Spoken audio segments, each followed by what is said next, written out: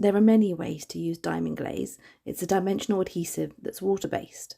The easiest way is to just squirt some little pieces on like this, and then take a paintbrush and just gently spread it over the areas that you want to make glossy and shiny and raised.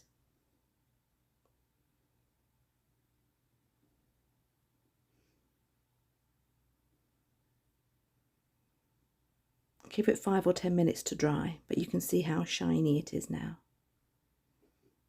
Another way to use Diamond Glaze is just little drops, so it looks like little raindrops sitting on the petals of a flower. Squeeze some small drops on and then just leave it to dry.